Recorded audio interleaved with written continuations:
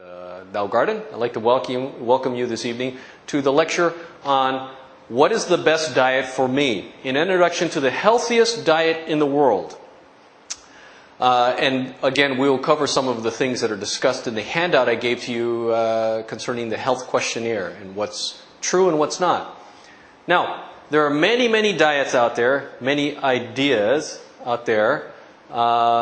There's just, though, I mean, the sky's the limit. As there are people, there is these dietary ideas that people are pushing. Some of these ideas are for religious reasons. Like, for example, I'm Jewish. I do not eat pork and shrimp. I will not eat pork and shrimp. Not because it's bad for me, but because it is a rabbinical law.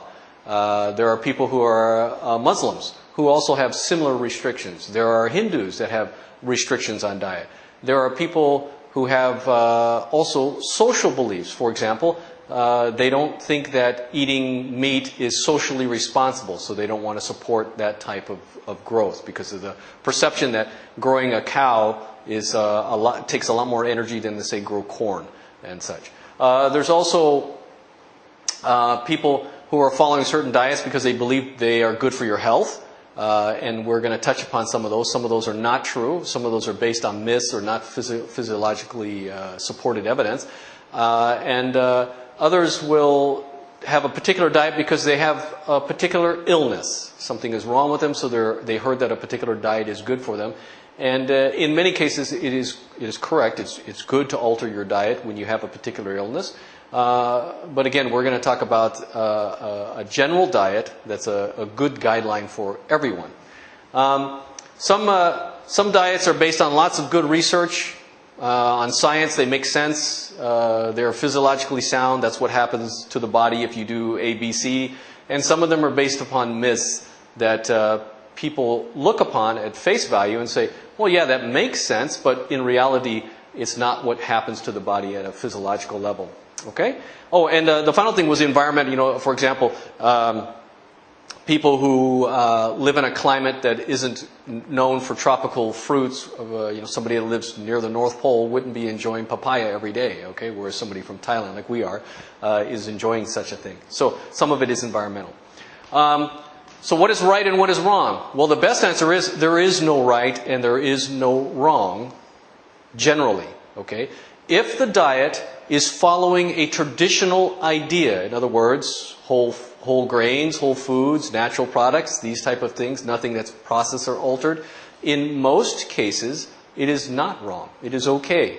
If it makes you happy, and that's one of the things I'll talk about also, is that people are killing themselves over worrying about what to eat. And that's idiotic. That's dumb. You shouldn't be worrying about giving yourself an ulcer over what to eat. You should be happy about what you're eating, feel good about what you're eating, and if you don't feel good about what you're eating, don't put it in your mouth. It's a very simple thing. So, the wrongs come from modern thinking or fads that claim a base in science, physiology, or following a traditional idea. For example, there is this false notion that a juice fast is an ancient way of fasting. That is a blatant lie. Juice fasting is not an ancient way of fasting. It is a modern way of fasting. And by the way, it doesn't work.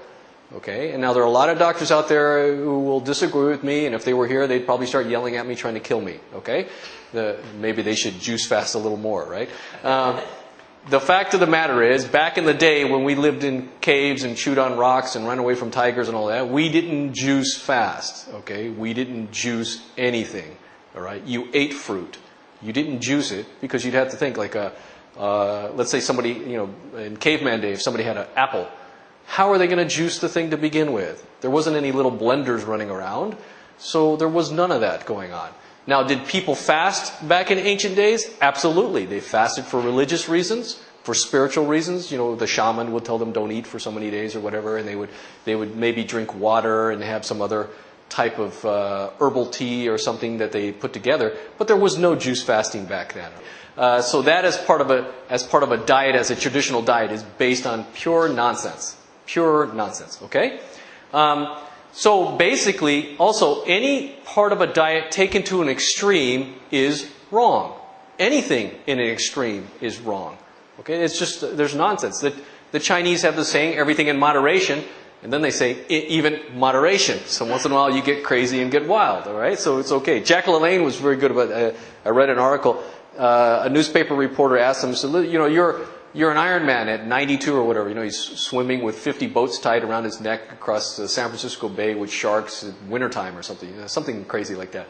And he says, you promote all this health and all this wellness, but you know, last night, what did you eat? And he said, I had a hamburger and a milkshake. And he says, yeah, so what's up with that? He goes, well, 6 days a week, I'm actually walking the walk or talking the talk or whatever. You know, he says, I'm doing what I'm telling everyone to do. He goes, but I also tell everybody you got to enjoy life. And he goes, and I happen to like a hamburger and a milkshake once a week. And look at him, he's strong. He probably come here and beat me up right now, right? So he's taking the term, everything in moderation, even moderation, he's living it. So, your personal dietary choices should be based upon how you feel currently. All right? So if you're sick, you should be modifying your diet to meet the illness. Like for example, if you're not feeling well, if you have a common cold, your dietary intake should be very limited. Welcome. And you should be really limiting the things that you eat when you have a cold, a common cold. Just like if you're feeling great, you know, you can eat a lot of stuff and you will still feel great. So, nothing should be consumed, therefore, no diet should be constant unless you are. So if your health is constant, then your diet can remain constant. There's no need to modify anything, right? If you find a diet that works for you well, and you are healthy, and staying very fit and not having any problems, then you can pretty much keep it that way. But again, if you develop a disease pattern, you should be modifying. Another example is, for example, with Chinese herbs or commonly used Chinese herbs. Those are herbs. Has everyone heard of ginseng? I think everybody has, right? Well, ginseng is used because, you know, a lot of young people, they want to use it to stay awake, increase energy, increase sexual performance, and such. However, ginseng has no use in somebody below the age of 40, 45, especially men. Men shouldn't be taking ginseng unless they're at that age, unless there's a disease pattern. So, for example, if you have a disease that, according to Chinese medicine, says that you should take ginseng, then you should be drinking ginseng tea. But if you're just drinking it just because you want extra energy and you don't have really any problems, besides you may be a little tired, it's not the herb indicated for you. You shouldn't be taking it. Okay? All right. So, there's also the idea that you shouldn't consume foods out of their normal growing season. Now, because of agribusiness, you can get watermelon even when there's snow on the ground. Okay? But watermelon doesn't normally grow in the wintertime. Okay? So you should be mindful of foods that are grown according to the season in which you're in. Okay, so wintertime, you should be eating foods that grow predominantly in the wintertime, and in the summertime, foods that grow predominantly in the summertime. This makes sense, okay? Now, so we have all these like general ideas. Again, there's not one perfect diet, but is there a guide? Is there a diet that we should look to as guidance to help us make decisions? And there is. There is a single diet that has been proven. It is scientific. It is easy to employ. It is traditional, by the way. It's nothing space age or anything new age or whatever they call, shamanistic or something like that. It is pretty in the middle of the road, conservative, Republican, or Democrat or whatever, right? Everybody can enjoy it, okay? It allows you for modifications based upon your religious or social convictions. So in other words, if you believe it's socially irresponsible to consume meat, you can still follow this diet. If you are like me that thinks a cow needs to be killed and eaten, then you can do that too. Again, for religious reasons, the diet, actually the diet which this follows has pork in it, but I've never eaten pork in my life, at least not that I'm aware of.